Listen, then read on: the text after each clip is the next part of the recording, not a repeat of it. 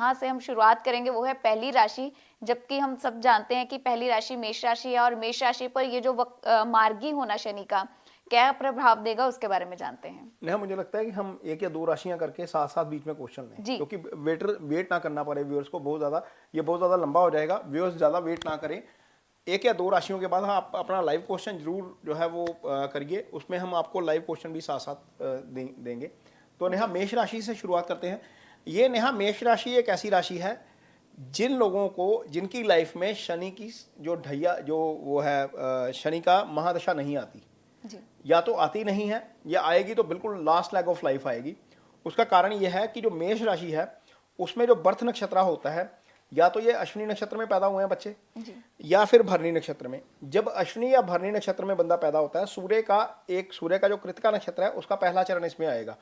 तो जब ये पैदा होते हैं तो इनको या तो केतु की दशा मिलती है या शुक्र की दशा मिलती है, या ज़्यादा से ज़्यादा साल भर, सवा साल भर की सूर्य की दशा मिलेगी, इससे ज़्यादा नहीं मिलेगी। तो इनका जो अगला लाइफ स्पैन होता है उसमें इनको शनि की महादशा नहीं मिल पाती, क्योंकि सूर्य के बाद 10 साल चंद्रमा आएंगे, फिर मंगल आएंगे 7 साल, फिर राहु आएंगे 18 साल, फिर आपका गुरु आ जाएगा 16 साल।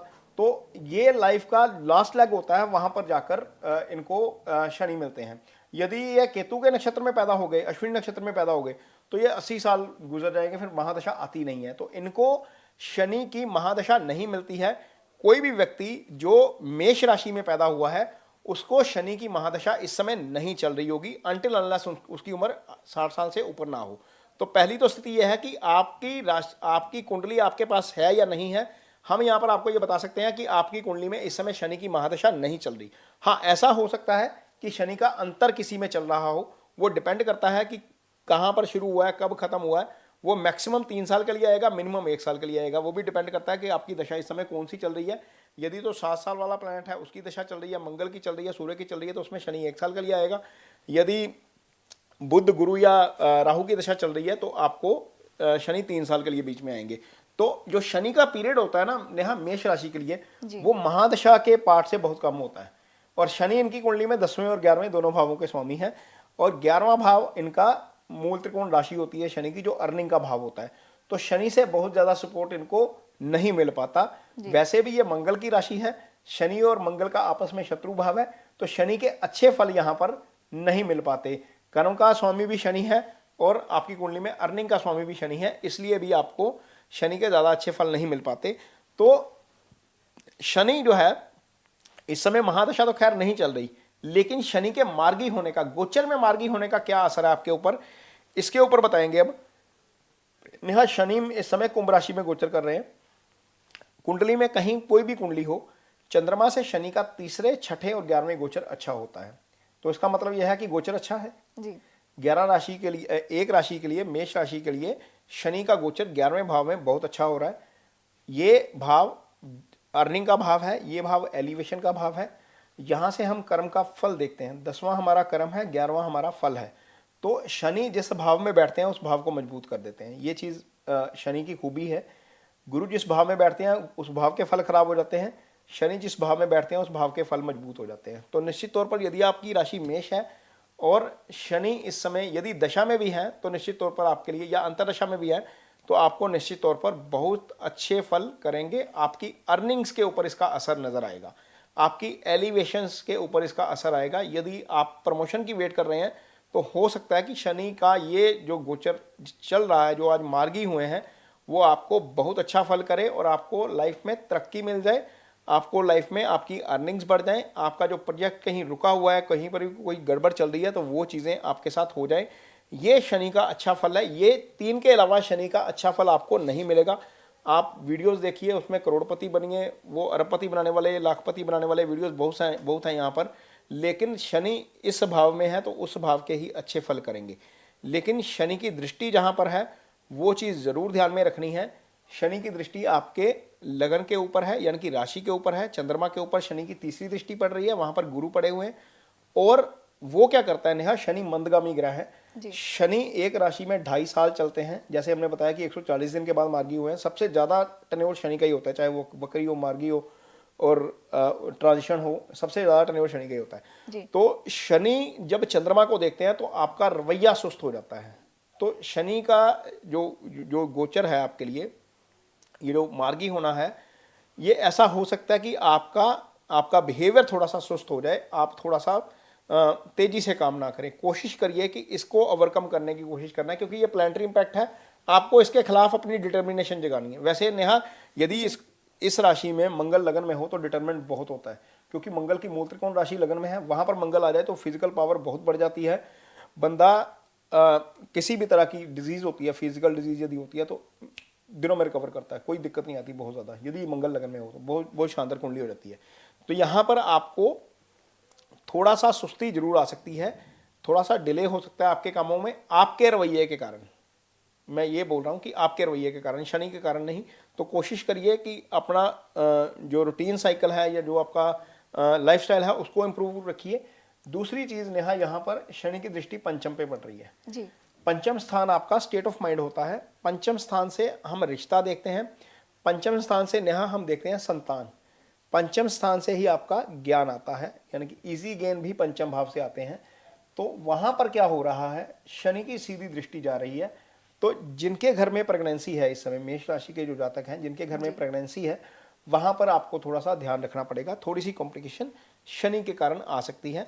हालांकि गुरु का गोचर सीधा राशि के ऊपर है, पंचम दृष्टि गुरु की भी है इस भाव के ऊपर, तो निश्चित तौर पर एक तो ये हो सकता है कि गुरु के कारण संतान का योग बन जाए, जिनको नहीं है। लेकिन जिनके प्रेगनेंसी चल रही है उनको थोड़ा सा ध्यान रखना पड़ेगा, क्योंकि ये भाव इस समय शनि के प्रभाव में है। भाव का स्वामी सूर्य वो नीच राशि में गोचर कर रहा है, मंगल के साथ है, और वहां पर है जहां पर वो दिग्बली नहीं होता है। शनि यहाँ पर दिग्बली होते हैं, इसका बल यहाँ पर शून्य हो जाता है। तो भाव का स्वामी और भाव के ऊपर शनि का प्रभाव होने के कारण थोड़ा सा आपको कॉम्प्लिकेशन आ सकती है, ये ध्यान में जरूर रखिए। शनि की एक दृष्टि, जब शनि नेहा 11वें गोचर करते हैं तो एक दृष्टि पड़ती है अष्टम भाव के ऊपर। अष्टम भाव आपका सडन लॉस का भाव होता है, दुर्घटना का भाव होता है। अष्टम भाव से छुपा हुआ धन मिलता है, अष्टम भाव से आपका लंबी बीमारी मिलती है। छठे भाव से जो बीमारी मिलती है, लेकिन अष्टम से हम लंबी बीमारी देखते हैं ना। तो शनि की उस भाव के ऊपर दृष्टि होने के कारण यदि आपको कोई भी कॉम्प्लिकेशन आती है बॉडी में, तो आप उसको सीरियसली लीजिए, उसको इग्नोर मत करिए। कई बार नेहा ऐसा होता है कि हमें लगता है कि मामूली खांसी जुकाम है या मामूली बुखार है या मामूली दर्द है, हम टेस्टिंग नहीं करवाते, हम सेल्फ मेडिकेशन की तरफ जाते हैं और हमें लगता है कि ये 72 आवर्स में रिकवर होने वाला है। वो चीज़ें कई बार लंबी खिंच जाती हैं। तो मेष राशि के जो जातक जिनको थोड़ा सा भी फिजिकल ट्रबल लगे, चूंकि मौसम भी चेंज हो रहा है तो फिजिकल ट्रबल हो सकती हैं जी, कोशिश करिए कि उसको जल्दी से जल्दी क्योर करने की कोशिश करिए। फौजी क्या करता है, फौजी दुश्मन के आने की वेट नहीं करता, वो सीधा फायर करता है। तो कोशिश करिए यदि थोड़ी सी भी ट्रबल है तो आपका फायर क्या है, आपकी मेडिसिन, आपका डॉक्टर, तो वहां पर सलाह जरूर करिए। ये 3 एस्पेक्ट लाइफ के शनि से प्रभावित रहेंगे अगले 20 जून तक।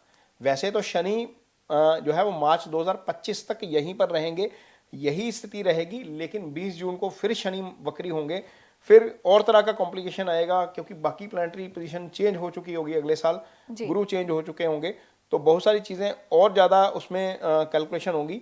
लेकिन एज ऑफ नाउ आज की डेट में मेष राशि के जातकों को प्लस पॉइंट यह है कि एलिवेशन मिल सकती है, प्लस पॉइंट यह है कि अर्निंग्स बढ़ सकती हैं। मैं ये नहीं कहूँगा कि करोड़पति हो जाओगे, क्योंकि ये हमें आता नहीं है कहना। एक ग्रह के वक्री मार्गी होने से करोड़पति होता हो तो आधा इंडिया करोड़पति बन जाएगा। तो ये अर्निंग्स बढ़ सकती हैं, कोई ना कोई नया सोर्स जुड़ सकता है, यदि कोई प्रोजेक्ट शुरू कर रहे हो वहां पर सफलता मिल सकती है, और यदि आपका प्रमोशन पेंडिंग है तो प्रमोशन आपका हो सकता है, ये पॉजिटिव है। संतान के लिहाज से आपका थोड़ा सा वहां पर कॉम्प्लिकेशन आ सकती है, या ड्राइविंग करते हैं तो स्लो करिए, अष्टम एक्टिवेट हो जाएगा, शनि की दृष्टि रहेगी उसके ऊपर, और आपके चंद्रमा के ऊपर शनि की दृष्टि होने के कारण आपको अपना जो साइकिल है, जो अपना लाइफस्टाइल है, वो थोड़ा सा इंप्रूव करना पड़ेगा। यहाँ सर्दियाँ आ रही हैं, बंदा बेड से नहीं निकलता, सुस्ती जो पड़ जाती है, तो इस आलस को आपने मारना है, वो बीट करना है, यही आपके लिए है। बाकी शनि की महादशा, क्योंकि हमें पता है कि नहीं चल रही है आपकी कुंडली में, बहुत सारे एस्ट्रोलॉजर हैं जो बोलेंगे कि आपको शनि की महादशा चल रही हो, लेकिन यदि शनि का अंतर भी चल रहा है तो कुछ ना करिए, काले कपड़े अवॉइड कर दीजिए। यदि शनि का अंतर चल रहा है कहीं पर, वो 3 साल के लिए आएगा या 1 साल के लिए आएगा, काले कपड़े अवॉइड कर दीजिए, या फिर शनि का जो मंत्र है ओम शनि शनिश्चराय नमः, उसको अजपा मंत्र में लीजिए। आपको शनि का बहुत अच्छा फल मिलेगा। ये मेष राशि के जातकों के लिए नेहा जो गोचर आज की डेट में हुआ है या जो इसकी पोजीशन में परिवर्तन हुआ है, वक्री से मार्गी हुए हैं, ये उसका सीधा सीधा कैलकुलेशन है। इसके बाहर कुछ नहीं है, क्योंकि इसके बाहर शनि कुछ कर भी नहीं सकते। शनि चार ही भावों पर असर करेंगे, एक जहां पर पड़े हैं, एक जहां पर उनकी दृष्टि है। ज्यादा से ज्यादा दो वो भाव जिनके वो मालिक हैं।